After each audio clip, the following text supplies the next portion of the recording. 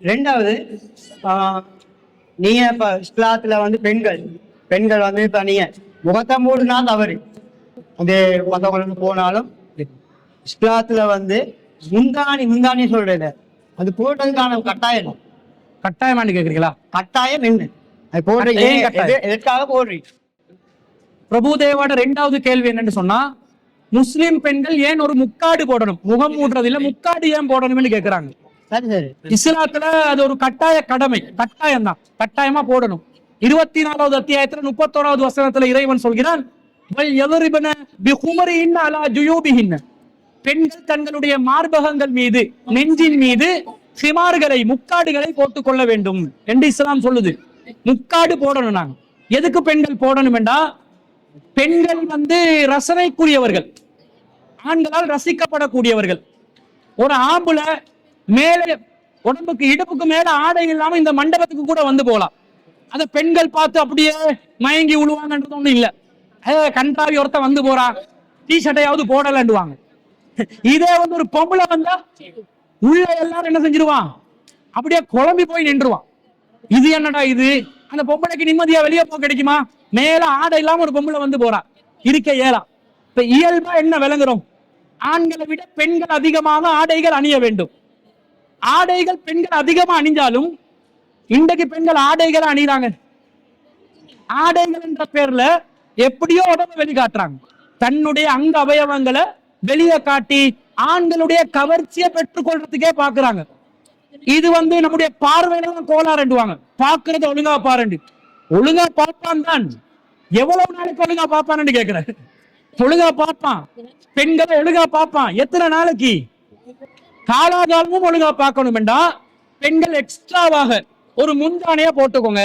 இந்து சமூகத்துல இந்த கலாச்சாரம் இருக்குதா இல்லையா? இந்த ஒரு இந்து சகோதரி வந்திருக்கிறாங்க, முக்காடு போட்டுதான் இருக்கிறாங்க. அந்த காலத்துல இருந்து அந்த முக்காடு முறை இந்து சமூகத்திலயும் இருந்துச்சு. இப்ப கொஞ்சம் குறைஞ்சி இருக்குது, ஸ்டைல் மாறி இருக்குது. ஆரம்பத்துல மொத்தமாவே மறைச்சு கொண்டுதான் இருந்தாங்க பெண்கள். சிங்கள சமூகத்துல கூட மாத்தரஹாமின் கம்பெரலிய கதை கேட்டிருப்பீங்க, கம்பெரலிய. அதுல மாத்தரஹாமின் ஒருத்தரை காட்டுவாங்க, இவ்வளவு நீளமான சட்டை அணிவாங்க. சட்டை சாரிக்கு சட்டை கை நீட்டமா இருக்கும், அவ்வளவு மரியாதையா, தொப்புள் விளங்காது, வயிறெல்லாம் மறைச்சு இருப்பாங்க. இப்ப பொம்பளை உடுத்தா தொப்புள் விளங்கும். இந்த சினிமா எடுக்கிறவங்க சரியா ஜூம் பண்ணுவான், குறிய பார்த்து தொப்புளை பார்த்து அப்படியே ஜூம் பண்ணி காட்டுவான். எந்த சினிமா கூத்தாடிய காட்டினாலும் பெண்களை காட்டும் போது உடல் உறுப்புகளை காட்டுவான். அதுல குறிப்பா எங்க காட்டுவான், நெஞ்சு பகுதியை தான் காட்டுவான். அப்ப ஆண்களுடைய இயல்பான பலவீனம். நிறைய பெண்களோட கண்ணை பார்த்து பேசுவானா, நெஞ்ச பார்த்து பேசுவானா? ஓப்பனா பேசுறேன்னா கண்ணை பார்த்து பேச மாட்டான். மனுஷன் யாரை எங்க பார்த்து பேசணும், கண்ணை பார்த்து தானே பேசணும். அப்ப இந்த மாதிரி பார்வையில கோளாறு இருக்கிறதுனால ஆண்களோட இயல்பான மனநிலை 40 வயசு வர காட்டிலும் ஆம்பளை வந்து உஜார் இருந்து 40ஓட உஜார் இல்லாம போவாது. பெண்கள் 40 முட்டும் ஒரு மாதிரி வருவாங்க, 2-3 புள்ளைகளை பெற்றோன்னே அப்படியே இடுவ பிடிக்க ஆரம்பிச்சான்னு அவ்வளவுதான் கதை. சுகர் பிரஷர் ரெண்டுவா அப்படியே வீட்டுல கிடப்பான். அதுக்கு பிறகு மாப்பிள்ளைக்கு ஒழுங்கா உடுக்கவே மாச்சலண்டுவா. இருக்கிற ஏதாவது ஒரு உடுப்பை போட்டு கொண்டு போன நினைப்பாலே தவிர அந்த ஸ்டைல் பண்றதெல்லாம் அப்படி குறைஞ்சிடும். ஆம்பளை நம்ம மத குருவா இருந்தவர் கூட இப்போ கல்யாணம் பண்றீங்களா கேட்டா ஓகே தான் சொல்லுவாரு, இல்லையா? சொல்ல மாட்டாங்களா? எனக்கிட்ட கேட்டாலும் ஓகே தானே சொல்லுவேன். அதுக்கு சூழ்நிலை இருக்குதான்னு பாக்குற வேற விஷயம். எல்லா ஆண்களும் அந்த ஒரு மனோநிலையில் தான் இருக்கிறார்கள். அப்ப அதுக்கேற்ற மாதிரி பெண்கள் நாங்க ஒழுங்கா இருக்கணுமா இல்லையா? அதுக்காக எக்ஸ்ட்ராவா ஒரு துணியை போட்டு மறைச்சுக்கோங்க, இல்லைன்னா உங்களுக்கு ஆபத்தாகிரும். ஒரு நாள் இல்லாவிட்டால் இன்னொரு நாள் ஆபத்தாகிரும். முழுசா மறைச்சு போற பொம்பளையே கடத்தி கொண்டு போறான், முழுசா மறைச்சு போற பெண்களையே கடத்தி கொண்டு போறான். வாய்ப்பு கிடைச்சா கடத்திடுவான், வாய்ப்பு கிடைச்சா பயன்படுத்திடுவான். குடும்பத்துக்குள்ள பிரச்சனை வருது. அதை எல்லாத்தையும் தாண்டி இறைவன் அந்த இறை விசுவாசத்தோட, இறை அச்சத்தோட பெண்கள் கற்பொழுக்கத்தை பேணுவதற்கு இந்த முக்காடு தேவை. அதுக்காக இஸ்லாத்துல கட்டளை இருக்கு. ಯಾರ ಅಮತರ ಸಲುವಗೆ ನಗುವೆ ಮೊಟ್ಟಕ್ಕಿಲಿಯಗೆನ ಇಸ್ಲಾಂ ಧರ್ಮೇ ಅವಧಾರಣೆ කරලා තියෙනවා කියන එක මම විස්තර කරනවා. එසේනම් මෙම ඉස්ලාම් වන්දීමක් පැනේට පිළිතුරු වැඩසටහන අපි මෙතනින් හිමා කරගන්නවා.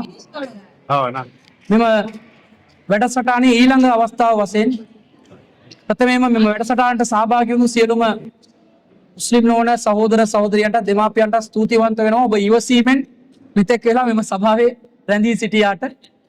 ඊළඟට මෙවැනි වැඩසටහන් වලට අපි කාල වේලාව වෙන් කිරීම කාලීන අවශ්‍යතාවයක් නිසා තමයි අපි මේ වැඩසටහන ප්‍රමුඛ ස්ථානය ලබා දීලා ඒක සිද්ධ කරේ.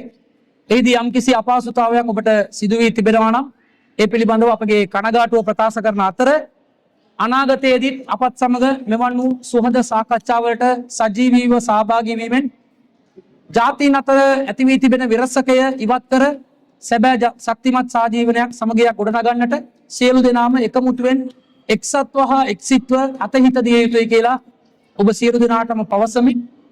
මෙම ඉස්ලාම් ඇඳීමක් පැනට පිළිතුරු වැඩසටහන මෙතනින් මා නිමා කරගන්නවා. ඔබ සැමට ස්තුතියි. වාහිරු දවවානා අනිල් හම්දුලිල්ලාහි රබ්බිල් ආලමීන්.